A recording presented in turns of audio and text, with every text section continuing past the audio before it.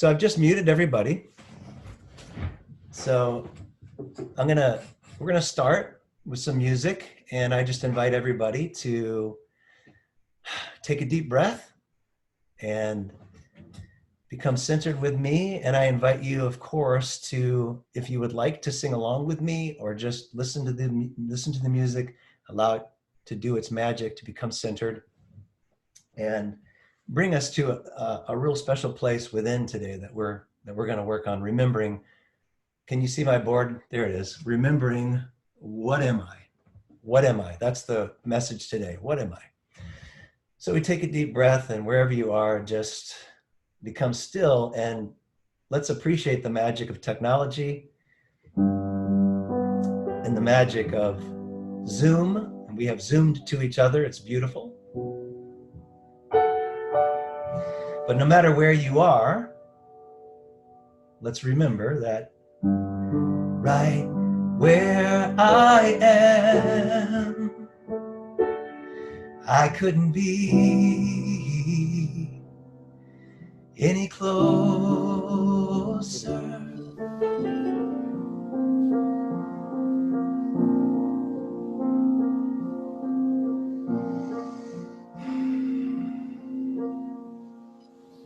Spirit am I,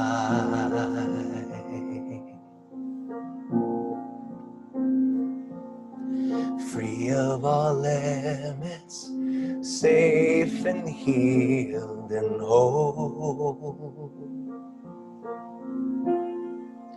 Spirit am I,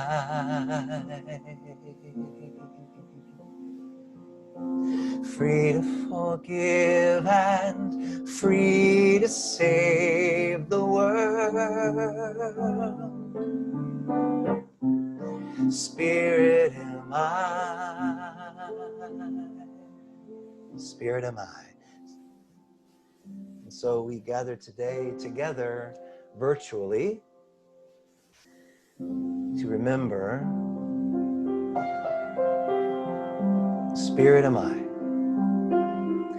to rise up in consciousness, to allow ourselves to plant new seeds of awareness, to remember what I am, to call forth a deeper knowing, a deeper centering, a deeper truth. So please take a deep breath with me, in through your nose, out through your mouth.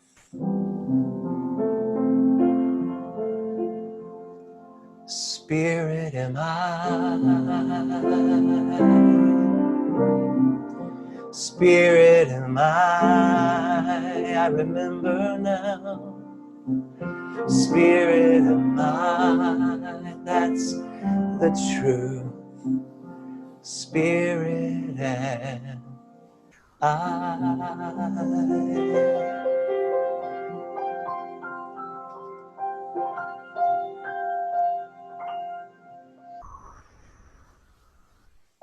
Amen.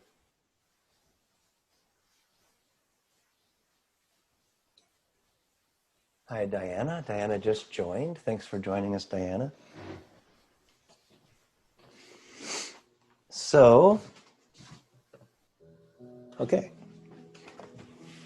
It's a new day. And I've got an important job to do. You see, everyone needs me when they're through. This is a fact, not an opinion or something I intuit. It's a dirty job, some say, but someone's got to do it. I just got loaded onto the truck. I'm so grateful for the ride. These drivers work so hard to bring the provisions that keep you alive. Yes, all through the night he drove. The rest stops were even closed down. And every city we stopped in was empty like a ghost town. But finally we arrived at my stop at a giant supermarket. My driver was so tired as he drove around back to park it. And then some workers arrived wearing gloves and masks. as they quickly went about their labor, their tasks. Oh, I hope they put me on the front shelf. We despise being in the back in the dark by ourselves. I mean, you're not really alone stuck in the back. It just seems that way. We call it fear of the rack. We just don't like it because we have a purpose, a reason. Yes, it matters not your race, religion, gender, or the season. You need us and we need you. Otherwise, we have nothing to do. All rolled up in tight plastic wrapping. We yearn to be rolled out. We even enjoy the flapping. But no, oh no, they just slid me back so far. Ugh, I'll be here so long. I could write my memoir. And so here I sit on my first day, dreading each moment as it passes away. But wait, what's this? There's commotion and clatter. The rolls in front of me just got grabbed. Why, what's the matter? Wow, I just got squeezed and then pulled from the back. Why, they're fighting over me in fear, in lack. Then the lady, she got the upper hand, threw me in a cart with all the other rolls from the stand, and she dashed to the checkout with a slight grin on her face while the guy was empty-handed. No Charmin, Coronet, Kirkland, or even generic brand left in this place. It was like she was part of some caper, some plan to get the very last square from the very last stand. I don't understand. I've never seen such fear. But at least I'll get used. I'll get out of here. She threw me in the back of her large minivan, piles of us. She seemed to have some kind of master plan. Maybe she owns a hotel or a castle. Why else would she be in such a tither, a hassle? But then we pulled up to a 3-bedroom, 2-bath Tudor. And she pulled us up onto more shelves in her garage next to her scooter. And there we sat for months, maybe a year, on another shelf, another rack, unused in fear. And sometimes I think of that guy after the supermarket caper, and I wonder if he ever got any toilet paper. So the next time you need me, think of him too. Everyone needs me, not just you. And if you can all remember that fact, there will always be enough for everyone on the rack. No need to pack, rat, or hoard. That's when we all end up eternally stored, gathering dust while someone's in need. And so, my friends, this last thing I plead. Now, you might think of me as just a toilet paper roll, but I've got a kind of spirit, my own kind of soul. And it's from that place that I plead with you. Don't lose your soul. When difficult times you go through, those are the times that show your true colors. We're all one. So consider the behind of others. And now I've got an important job to do. You see, everyone needs me when they're through. This is a fact, not an opinion or something I intuit. It's a dirty job, some might say, but hey, someone's got to do it.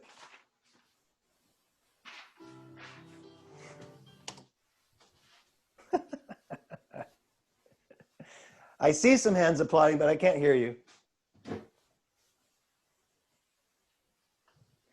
So yeah, the question is, what am I? What am I? And that's the question that I think we're here to ask every single day, all the time, to remember the truth. Who am I? In the song, Spirit Am I, it's not a question. It's not Spirit Am I? I think it's a statement, Spirit Am I? Spirit Am I? But every single day in this experience that we're having, this human experience, the ultimate question every single day is what am I for real? Like, what's the deeper truth? But right now, currently, for many of us, This may be the most heightened experience we've ever had. We're being called in a very, very profound way to remember this truth right now, maybe more than ever before. To rise up and remember, that's not a question. It's not spirit, am I? It's spirit, am I? Spirit, am I? Spirit, am I? Say that with me. Spirit, am I? That's the deepest truth. That's the deepest truth. Now, I had a really interesting experience this week. I met two guys for the first time. I was introduced to two guys for the first time this week. Can you think of what it is that's very strange or odd or uncomfortable about meeting somebody for the first time this week? Being introduced. Social distancing. So there I was being introduced to a guy one time, and then a couple of days later, another guy. And I obeyed, the suggestions. I was 6 feet apart, and what my friend said, this is so-and-so, this is Barry. And the guy both times I was being introduced to, reached out their hand to me. And you know what I did? When they reached out their hand to me, I got people trying to come in, just a minute. When these people reached out their hand to me, and I was obeying the 6 feet, and I wasn't going to shake their hand, they walked right up to me, put their hand about this close to me, and I was like, ah! What are you trying to do, man? Make me sick, get away from me. Okay, I didn't actually do that. I actually just kind of put my hands up and I said, oh, you know what? We're kind of supposed to do that social distancing thing right now. And on both occasions, both guys went, oh yeah, I forgot. And I thought to myself, what rock have you been living under? Were you frozen in the tundra for the last month and they thawed you out and just dropped you out in Portland? You forgot? How could you forget? So my question to all of us right now is, are these guys crazy? Are they stupid? Are they just misinformed? What's up with that? Well, we'll get to that in a minute. But first, I want you to know that when I met those guys, I wasn't afraid to shake their hand. And I wasn't afraid to be closer than 6 feet. Because we do not need to be in fear to do the right things. We don't have to have fear to motivate us to do what's appropriate or what's necessary. And in fact, I would suggest the possibility that when we're in fear, it often usually motivates us to do things that actually lead us down a trail of that which we don't want. In other words, fear becomes a self-fulfilling prophecy. I've often said worry and fear are praying for that which we do not want. If we are worried about something, what we think about, we bring about, right? What we focus on, we create. If we're worried about something, then we're giving it energy and we're creating it. If we're in fear, we're giving it energy and we create it. Fear, of course, had its place in our evolution, in our time, being chased by saber-toothed tigers and running in fight or flight and all that. But when that fight or flight comes to us today, it's usually a negative thing and is a self-fulfilling prophecy. It is fear that makes us run into the supermarket and take every single piece of toilet paper, every single roll, and all the hand sanitizer. But in that moment, what have we forgotten? We've forgotten our connection to each other, to our oneness. If there's one thing that this virus has taught us for sure, we are connected. We're so connected, not just spiritually, but physically today in the world, that we have to practice being 6 feet away from each other so we don't catch a virus that started on the other side of the planet. That's how connected we are. But it's fear that makes us run in and grab all the toilet paper and all the sanitizer and hoard it to ourselves. But in that moment, we've forgotten our oneness. Because fear will do that to you and creates a self-fulfilling prophecy. Because if we take all the toilet paper and the hand sanitizer and the guy's left without it, what will more likely happen to those people who don't have those things? They're more likely to get sick, because we've taken the thing that they need, and if they're can get sick, then it's more likely to get us sick. So it becomes a self-fulfilling prophecy. Fear also lowers our immune system. It literally releases toxins into our system that lowers our immune system, that makes it more likely and easier to get sick. It's a self-fulfilling prophecy. The last thing we want to be is allowing that poison into our system, into our mind, into our body, into our heart, lowering our immune system, creating actions of selfishness, taking from each other, which actually can come back around and get us in the end. So fear is this self-fulfilling prophecy. When we see through the filter of the material world, I'm talking today about changing the filter. What am I? What am I? When we see the filter of the illusion of separateness, which I hope we're seeing we are not separate, then we get in fear because we feel separate. But when we see through the filter of spirit, of the deeper truth of that which I am, everything looks different. It changes everything. So we can do the things that seem to be the most appropriate, do the things that are right or correct, but we don't need to be in fear, because being in fear can actually help those things, make those things come true. And in fact, the reason why hospitals are overloaded is because of the fear, because people feel so afraid that they're going to hospitals even when they're going to be fine. They're going to be totally okay. They don't have any preconditions. Everything's okay. They can stay home and overcome this. But when we're in fear, we go to the hospital, and that fear then makes us take away a bed for somebody who really needs it. Does this make sense? So that fear then is actually what can cause real damage to somebody who actually needs that bed. If you're a healthy person, if like me, I'm okay. I know I'm okay. I'm not afraid. And I'm not going to take somebody else's bed if I were to get sick. I'm not going to do it. I know I'm going to be okay. But so much fear has convinced so many people that they're running to the hospitals and taking beds from those who need it. So this fear is a self-fulfilling prophecy. So fear, as many of you know, probably seen this before. I've mentioned it before. What is fear? False evidence appearing real. And right now, boy, do we have a lot of false evidence flying around, don't we? All the time. You know, just on the news and the media and all that stuff, because fear controls us. It gets likes, it gets clicks, it causes attention. And I remember a time, for everybody who's about maybe 40 years old or older, I can still remember when the news was on at 5 to 6. That was it. Maybe 6 to 7, a couple hours of news. And it was about the news. It was actually, here's the news.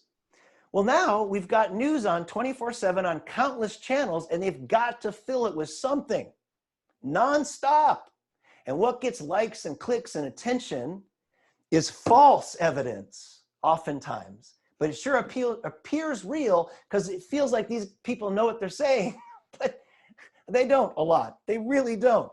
So it's up to us to go deeper, to take a deep breath, take a break from all that energy, take a deep breath and remember the truth of what we are, and realize all the false evidence that appears real coming off the screens and and it changes every day. That's part of the thing where you know it's false. It's like, but yesterday they said this and then they said that. But I've got a new acronym for fear. Are you ready for the new? If I had a drum, I'd do a drum roll right now. The new acronym for right now for fear is forgo embracing and rise. Forgo embracing and rise. Rise to what? See, we're being asked to be different right now. We're being asked to be different, to act differently, to move throughout the world differently. But the thing is, we're being asked to be different every day, all the time. We're being asked to see through the filter of spirit, to know that deeper truth every day. But right now, it's a heightened experience. It's very heightened. It's calling us forth. We're asked to forgo embracing. And it's such a part of what we're used to and the distance. But we're asked to be different and rise. Rise to the occasion. Be different. When we are out and about, we don't have to shake hands to touch somebody. We can smile. We can have energy of light. We can be a presence of that joy when we are out and about, or when we're on a phone call, or when we're doing things. We don't have to embrace right now to have the same effect. We can use our presence, our essence, our spirit, our soul to rise to the occasion. Forgo embracing and rise. And when I thought of this new acronym for fear, I was reminded of one of my favorite biblical stories. It's the story of Lazarus. When Jesus said, "Come forth, rise, Lazarus." And I love this story so much, I'm going to read parts of it for you. It goes like this. Now, a certain man was sick, Lazarus at Bethany, the village of Mary and her sister Martha. It was the Mary who anointed the Lord with anointment and wiped his feet with her hair, whose brother Lazarus was sick. The sisters sent word to him, saying, "Lord, behold, he who you love is sick." When Jesus heard this, he said, "This sickness is not to end in death." This sickness is not to end in death. And I literally read that a couple days ago, and I was like, oh my gosh. When we remember the truth of who and what we are, spirit am I. This sickness is not to end in death. And then he wrote, but for the glory of God, so that the Son of God can be glorified by it. So when he heard he was sick, he then stayed 2 days longer in that place. Then after that, he said to the disciples, "Let's go to Judea." And the disciples said, "Rabbi, are you nuts?" Now I added the nuts part. "The Jews were just there seeking to stone you, and you want to go again?" And Jesus answered, "Are there not 12 hours in a day? If anyone walks in the day, he does not stumble, because he sees the light in this world. But if anyone walks in the night, he stumbles because the light is not in him." Now you would think he would say because the sun's gone down or because there's no light around him. But this whole thing is a metaphor. The whole thing clearly, because what he said at the end was he stumbles because the light isn't in him, not because the sun went down. When is it that the light is not in us? When we're full of fear, the false evidence appearing real. We can't see whether it's the sun or the sun's down or it's dark or whatever. We don't see clearly. We make crazy decisions. We are in judgment of the world. We're seeing through this filter of fear instead of the filter of the spirit, of the light, of the truth, of the joy. So Jesus is saying here, when we have the light within us, then we can move, walk, be any time of the day because we see the truth. We see the obstacles. We can make our way through it. We are seeing from that light. We are rising up to the occasion. And so Jesus said, "Lazarus is dead, and I am glad for your sakes that I was not there, so that you may believe. But let us go to him." I'm bringing in another person. "But let us go to him." And so they went. And Jesus said, "Father, I thank you." I'm sorry, let me see this. He said, "Where have you laid him? Lord, come and see." So Jesus, again, being deeply moved within, came to the tomb and said, "Remove the stone." Martha, the sister of the deceased, said to him, "Lord, by this time there will be a stench, for he has been dead for 4 days." And Jesus said to her, "Did I not say that if you believe, you will see the glory of God?" What happened right there? They forgot. They forgot. Jesus, did I not just say? Just like the guys who went to shake my hand. They forgot. We are all in a state of amnesia. We are all often in a state of forgetfulness. Spirit am I. Not spirit am I. Spirit am I. And the women in the presence of Jesus forgot. He said, did I not just say? Probably didn't say it like that, but you know.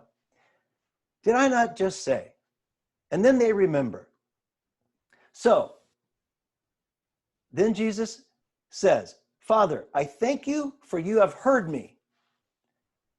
I knew that you always hear me, but because of the people standing around me, I said it. So the people who are 6 feet apart all around, he's saying out loud. He's saying out loud to remind them of the deeper truth. Spirit am I, not spirit am I, spirit am I. He's saying it out loud, even though he knows. He's saying, Father, I know you know, but I'm going to say this out loud just to remind the people around me.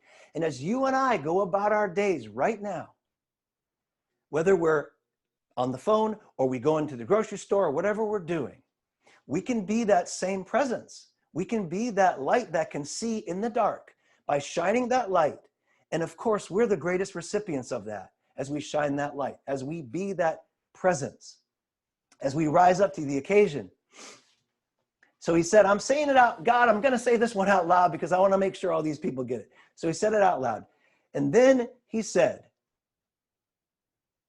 Lazarus, in a loud voice, he said, Lazarus, come forth. Come forth. And the man who died came forth, bound hand and foot with wrappings, and his face was wrapped around with a cloth. And Jesus said to them, unbind him and let him go. Unbind him and let him go. And so who are we in this story? In every story, the question is, who are we in it? And in this story, in a sense, there's a sense to which we're every character. But in this story, we're the ones who forgot. And Jesus said, have you not forgotten? And they're like, oh yeah. But we're also Lazarus, aren't we? We are bound in bandages of fear that keep us from being able to come forth and be that light and move into that light. And he's saying to the people around, unbind him so that he may come forth. And metaphorically, that binding is that fear, that darkness, that worry that keeps us, and is a self-fulfilling prophecy that keeps us in that lower vibration. And we're being asked to be different, more now than maybe ever in our life, to act differently. But the thing is, again, I say it again, every single day we're being asked to act differently, every day. But right now is a time where it has risen up more in our face to remember this truth, to be that truth, to be that light. The opportunity here is for us to remember our oneness, the truth of what we are, be it, become it, allow it, spread it, shine it. All of that it's a greater opportunity than I've probably experienced in my life. So I went to Home Depot this week. I'm surprised Home Depot's even open, but I'm really glad it is. And it's really strange because they only allow so many people in at a time. And there's a long line to get in. Now, it wasn't very many people. It was just that distancing, right? So you had people there. It was more like people were observing more like 8 feet. So it's like one person, 8 feet, another person coming out. And you had to wait to get in. And finally, they let us in. And me and Christy went in and we bought seeds. Because part of what I'm doing during this time, where we find ourselves with time in a different way, don't we? It's very, very interesting. Sometimes I forget what day it is, and it's just very strange. But I've been out working in the yard when I can, and it's been a full-on battle between me and the ever-invasive blackberries. These things will take over your yard. They will suck out, strangle, and destroy everything. And they're seductive. It's like the fruit of good and evil. You want to get that blackberry because you know it tastes good. And you go, oh, look at that blackberry.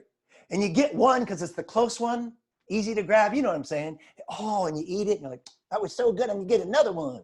And you get another one. Ooh, that was good. Oh, there's one back there. I think I'll get the one back there. Ah! And then they trap you in their insidious web, don't they? So it is the fruit of seduction, of good and evil. And I've been out there battling them because they took over the whole place. And I got a shovel and I have been digging. And just some of the bulbs come out of the ground this big. And the roots are everywhere going several feet into the ground. It is a full-on battle between me and the blackberries. And I dig them out, I pull them up, and I have to like step on the shovel, and I broke an axe. I broke a pickaxe the other day. I was out there to, and the top just fell off. I'm like, well, I need a shovel. And I found a little shovel. It was only this big. And I'm down there just breaking my back, a little shovel. And I went and bought a new shovel. Big one at Home Depot. I'm like, I'm going to get you. I have pulled like 50 bulbs out of blackberries in the field that is just destroyed. And I've burned them and thrown them away because they will destroy the field and they will take over everything. But of course, maybe you understand, that's a literal truth. That's what I've been doing. And one day I realized, wow, this is exactly, it's the field of consciousness where the seeds of fear are planted, they take root, it's a bulb, the roots go deep into our mind, deep into our subconscious, and man, if we don't work at it and get in there and pull them out and say, get thee behind me, blackberries, they will take root and they will mess with our mind.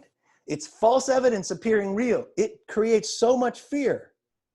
But we got to do the work. We got to get the shovel of consciousness into our mind and get those blackberries behind me. So I went to Home Depot to buy some new seeds. And I got grass seeds, Kentucky bluegrass, I think. It's not really blue. I don't know why they call it that. And then I bought wildflowers and watermelons, and I got a rake. And I went out and I tilled the soil and I spread the seeds. And right now, this miracle is occurring on the land. These seeds are taking root. The seeds of love, flowers, literally and metaphorically. Right now, though, for real, it's happening. It's like amazing, right? I know it's commonplace, whatever, but it's not, it shouldn't be commonplace. Every day, we should just wake up and look around and just be blown away. That's part of the shift. What is happening? It's so beautiful. But we have to do the work here. And right now, those new seeds are taking root in the soil that I planted them in. Right now, as we speak, in this moment, I think about them. I see them in my mind sometimes. And I think about those little roots coming and the grass and the wildflowers coming and the watermelons coming and other things that I'm planting. And I'm so excited for the new life that is coming in the field that was once choked out by the seductive blackberries. But that's the work we need to do in our mind, of course. We have to root out the blackberries. Root out the false evidence appearing real and rise to the occasion. Get rid of it. Get thee behind me. Till the soil of our consciousness. Put in new seeds. Spirit am I? No, spirit am I. I am spirit. Spirit am I. And so right now, let's take a moment. Let's take a moment to go into the soil of our consciousness. Remove that which is not serving us, the seductive fruit of fear, and replace it with the seeds of life, the seeds of light, the seeds of love, the seeds of truth. So I invite us all to take a deep breath. Looks like we've had some people join us just now. Welcome everybody who just joined us. We're just moving into a meditation time. So, breathe in through your nose, out through your mouth.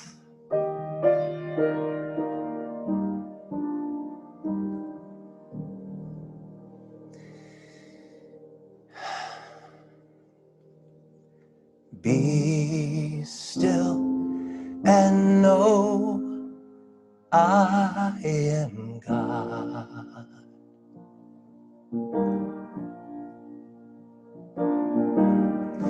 Be still and know I am God.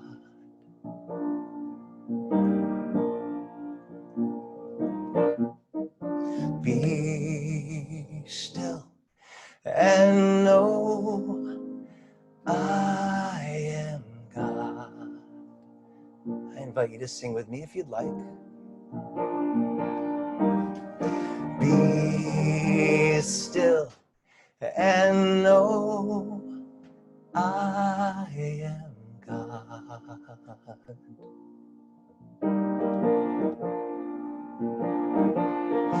Be still and know I am God.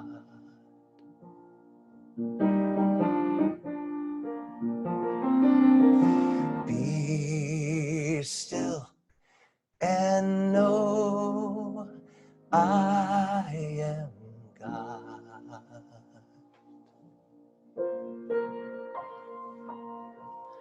And so we're going to move through this request. I've always thought of those words as a request from the Holy Spirit, the divine presence, gently asking us and saying to us, like Jesus said to those who forgot, he said, you have forgotten. Let me remind you, come forth, rise up. This little request, be still and know, not guess, not consider. Spirit am I? No, spirit am I. Be still and know I am God. And what's so beautiful about this statement, it's short, it's sweet, and it gets to the point. But one of the most beautiful things about it is what happens when you remove one piece at a time, one statement at a time. It's magical. It can bring us to that stillness at a whole nother level. So I'm going to invite all of us to do this together. I will say the statement and then I will ask you to repeat what I've said together until we have removed each piece and just allow this journey to take you to a very, very still place where you know the I am that I am. Be still and know I am God. Together, be still and know I am God.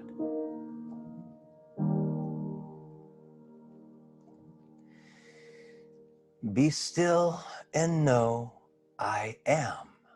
Together, be still and know I am.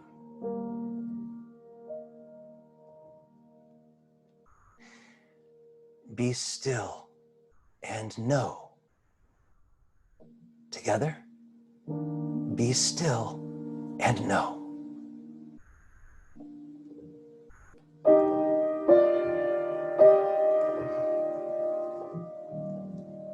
Be still. Together, be still.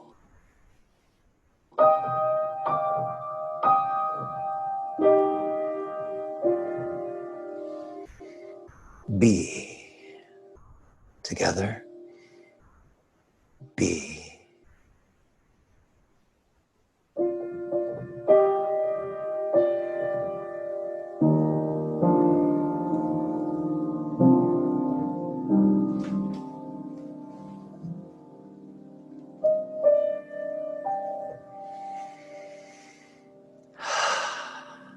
Be. Just be. Still.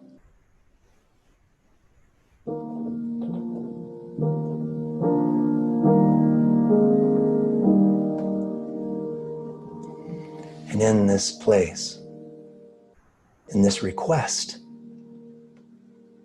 that the Spirit is asking us, this request that we have accepted the invitation to be still, to be. I ask us now, for a moment, to consider the blackberries that might be seducing you and choking out eternal life and truth from your mind and your heart. It's time to plant some new seeds.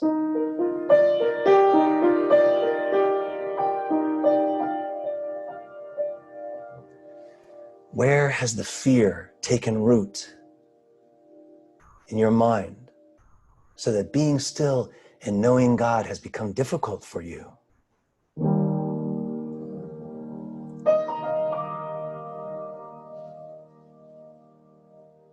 Where have we forgotten? Where have you forgotten the Spirit? Let's imagine this now in your mind. What represents for you the blackberries of your consciousness?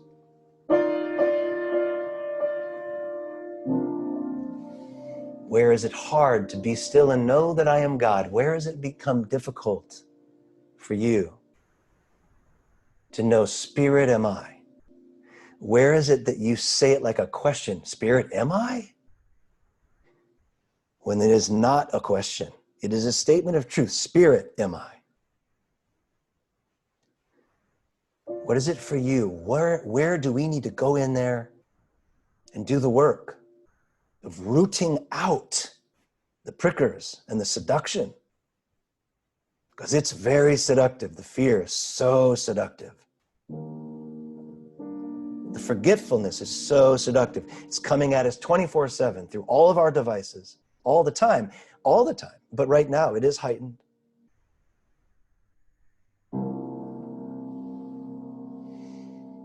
So think of that now. What is it for you? And so whatever it is for you, that is that fear that's keeping you from knowing this deeper truth. Metaphorically, imagine you're in a field now. Like me with my shovels and my pickaxe that literally did break in half. Imagine a field and there's things growing out of the field. And you come to these things that are growing out of the field and you realize, my gosh, those are my fears. These are the things that are keeping me from knowing a deeper truth, keeping me from my peace, keeping me from my center. These are the things literally growing in this field. Who planted these here? How did these get here? And so you come to them and there's a shovel there in this field.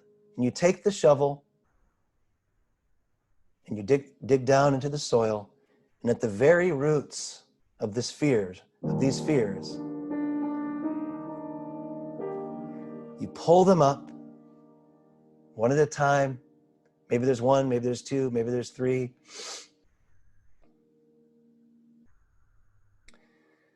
You pull them out of this field.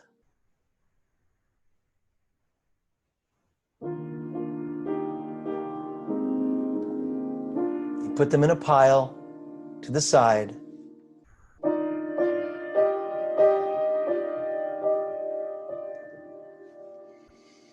And you realize, wow, I'm standing in the field of my consciousness. I'm standing in the field of my mind. I'm the one who planted these here. I did this to myself.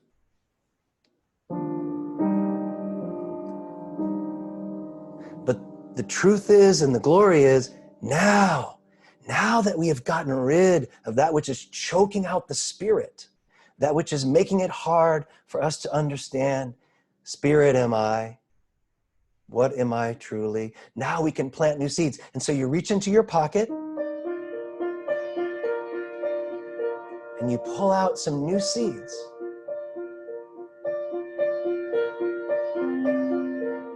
And you begin scattering them around in the field.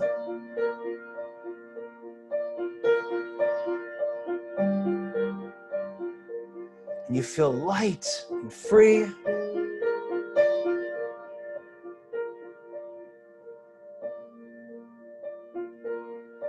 And before your very eyes, it's like a time lapse. Flowers come forth, shining in light. Your favorite flowers, the most beautiful colors you've ever seen, grass, whatever you wish to see grow in the field. Time lapse. And you realize and know, Spirit am I. Spirit am I.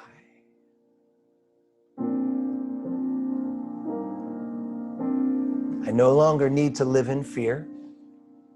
I do not need fear to motivate me to do what is right.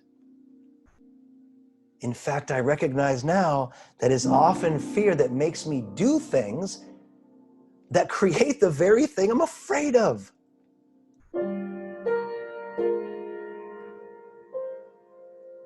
Wow, what a paradox, huh?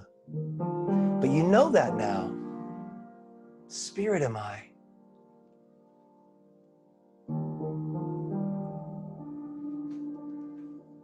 And the spirit of your very presence, your soul, comes forth from these new plantings. It's you. That's your new life. Colorful and free and light and joyful, bright. It's the truth. It's the truth.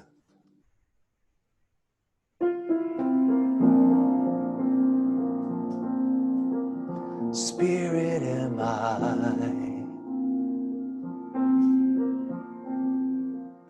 Free of all limits, safe and healed and whole. Spirit am I. Free to forgive and free to save the world. Spirit am I. Spirit am I, free of all limits, free of all limits, safe and healed and whole.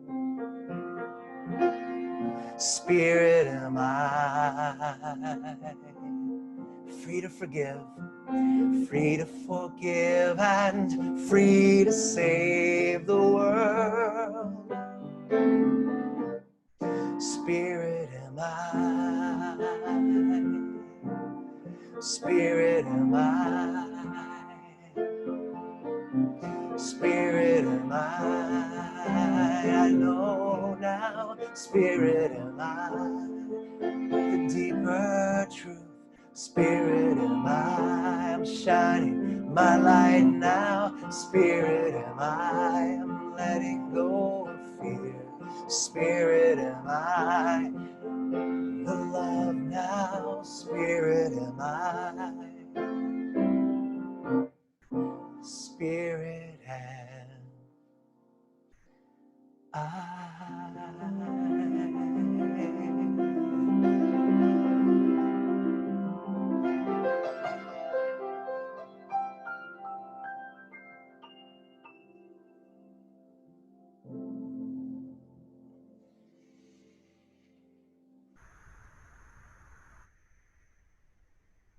Just take a deep breath with me in through your nose, out through your mouth.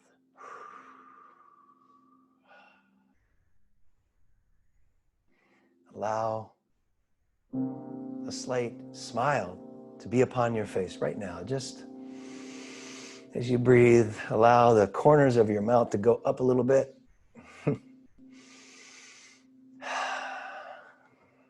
What we're doing now is we're watering the field. With our breath, with that little smile, we're fertilizing, watering the field. Allowing this consciousness, this new mind, to take root and grow and be the light, so that we don't forget so easily. Spirit am I. And so it is. Amen. Amen. If your eyes have been closed, go ahead and open your eyes. Wow. So some people have joined in more recently and kind of jumped into the meditation. I just invited my friend Eric Hailstone to come on. Hey, Eric. We're almost to the end here, but it's good to see you. I got the craziest email this week. It was just, I think it was 2 days ago. I'm looking at it right now. An email came in from, this is who it was from, Loveliness at gathersloveliness.com. This is literally where it came, loveliness at gathersloveliness.com. And I was like, sweet, man, the universe is reaching out to me. Loveliness at lovelinessgathers.com. And then I began to read the email, and it was the biggest bunch of false evidence appearing real, just hoo-ha, crazy fear-mongering I've ever read in my life. This is the Orwellian, crazy world we're living in. Listen to this. I'll just read the very last part. It goes, because a National Guardsman has just broke rank with his organization and shared the truth about the coronavirus and what can be done about it, his life is actually in danger for sharing the information, but it's worth it to him if he can save your life. Trust me, you need to click this. Just click this link. It could be the click that saves your life. It says, P.S. This guy risked his life for you. The least you could do is hear him out. Click this link. It could save your life. And I instantly knew this is a bunch of fear trying to control me. So I deleted it. But then I thought, I'm going to take a quick look because I'm going to be having this virtual celebration. I want to actually see it for a second so I can tell you what actually is. So I clicked on it, and oh my gosh, it was one of these videos, the ones that you can't control, you can't pause it, you don't know how long it is, it goes on, and it's full of fear.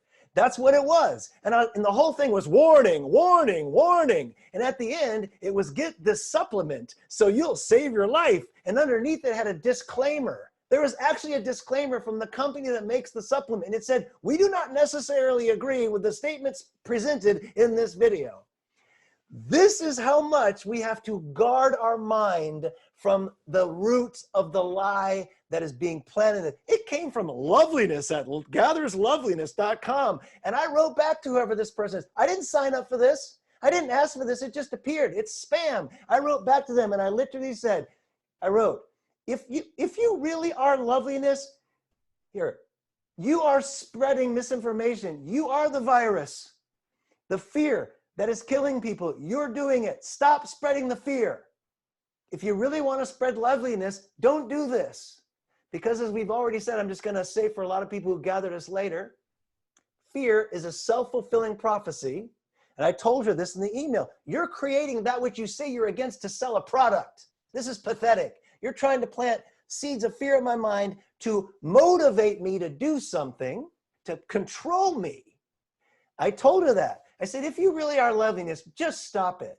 Stop being that. Fear is a self-fulfilling prophecy. When we're in fear, we do things that create the very thing that we wish weren't to happen. To bring us back around from the beginning, as I said, if we're in the grocery store and we're taking all the toilet paper and all the hand sanitizer, then other people might get sick, and then that will get us sick. And then our immune system goes down because we're in fear, and that's what happens, and then we might get sick.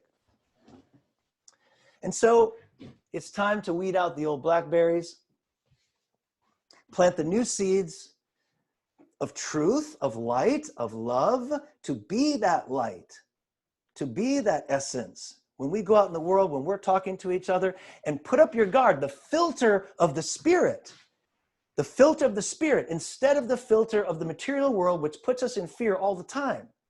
When we're living it, when we have those weeds, those seductive, the fruits of good and evil growing in our brain, all we think is fear.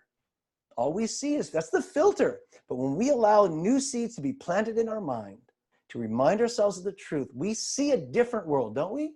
We see it differently. We experience it differently. It becomes a new expression of life. And so the seeds of courage can be planted, the seeds of unselfishness. And as we begin, my friends, to plant the seeds of unselfishness and courage and love and light, then and only then will there always be enough toilet paper for everyone's behind. Bless you, my friends. So this is the time. I'm gonna unmute this. Let's see, unmute. Maybe we can all say hi to each other. And I think you can. I think I can hear you now. Don't click the links. Don't click the links. Sorry, John. We missed you for a while. Yeah, we've had a problem at work I have to deal with. Oh, Craig, shoot. I think Craig Lauderette just got on. Did you just join, Craig? I think he just got on. Anyway. So Nice fire in the background, Christy. You know, right?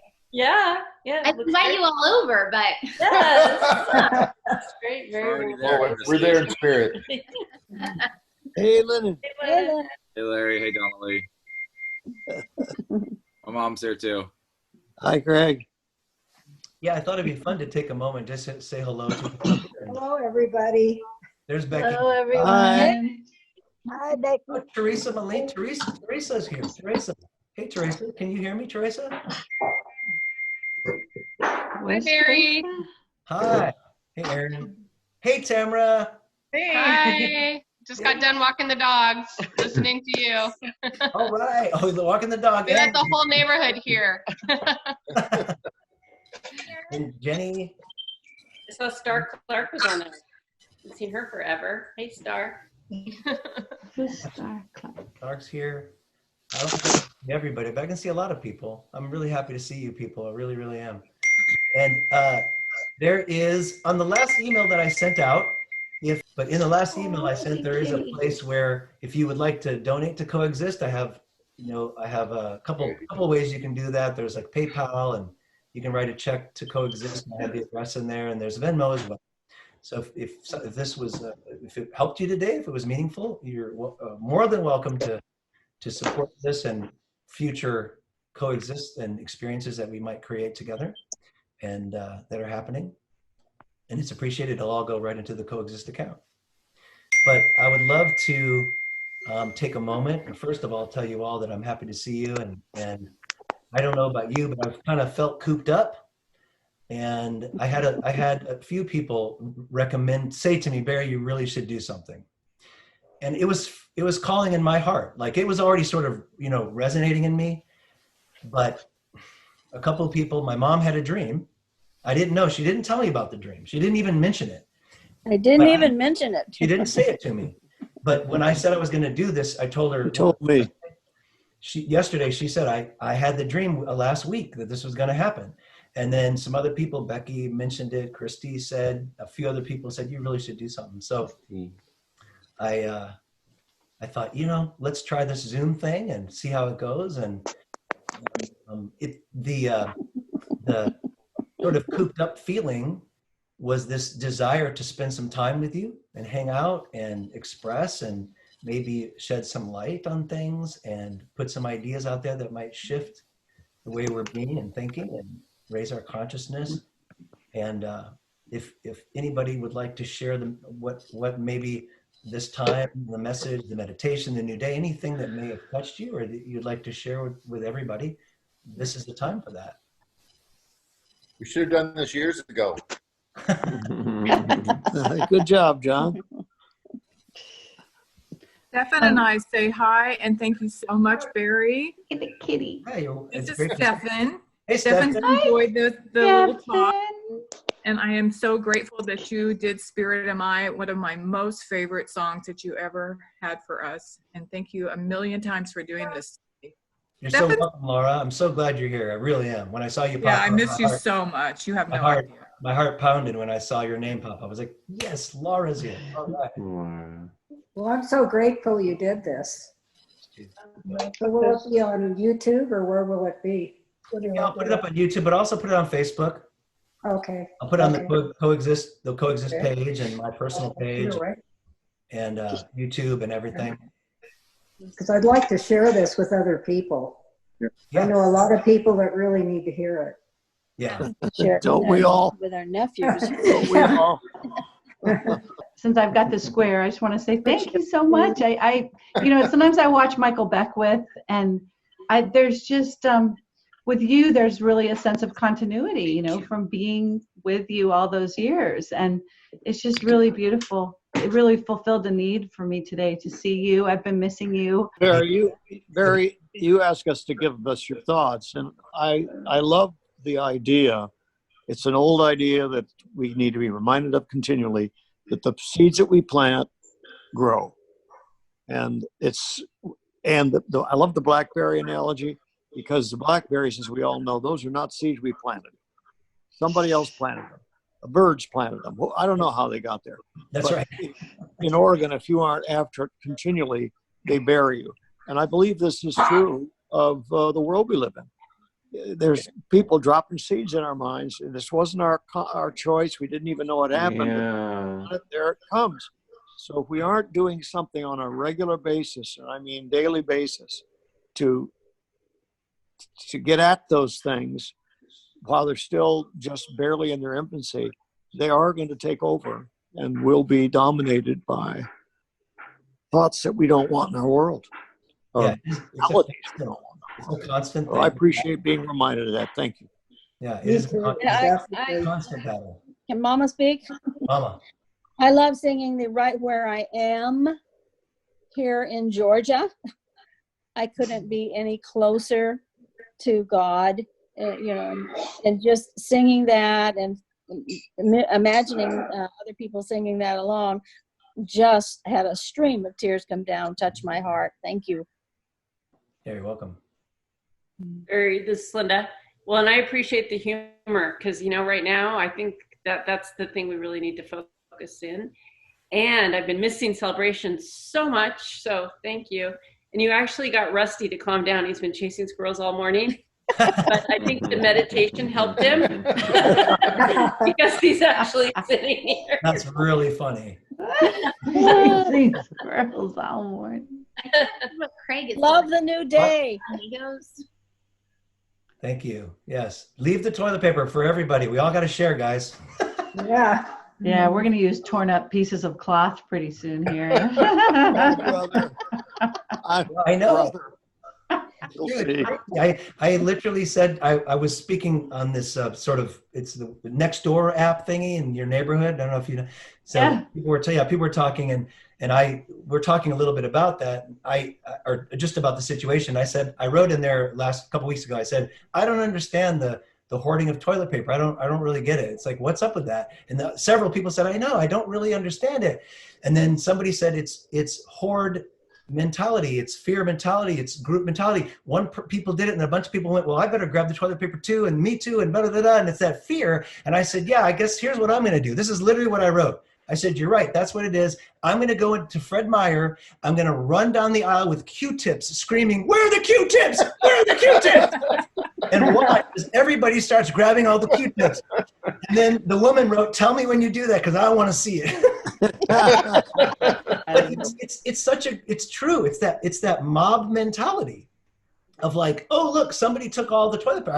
I better now. And it is so self-fulfilling prophecy, because even though it's not the way I think at all, like I don't think at all like I need to go take all the toilet paper, I would have never thought of that. But now, because it's always never there, I always look for it. You see what I'm saying? It's like, it was created and that seed's been put in my head because other people took it. Now I'm wondering, is there toilet paper?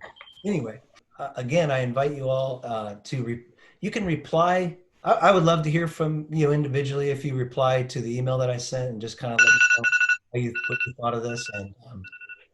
And again, you're of course more than welcome to give something to Coexist, and it'll go right into the Coexist account and it'll help me gauge. And I would love to do this again. It's really wonderful to be here and to do this and to gather. To go back 5 years ago, I was literally building a space for celebrations. And then I lost my hand. That's what happened. Oh, wow. So everything spun out of control. So here we are now, and it's really beautiful. And I'm so glad to see you all and to be touched by you. And I hope this experience has helped. And yeah,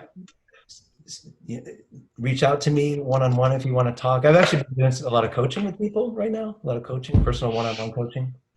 It's actually pretty wonderful. Yeah.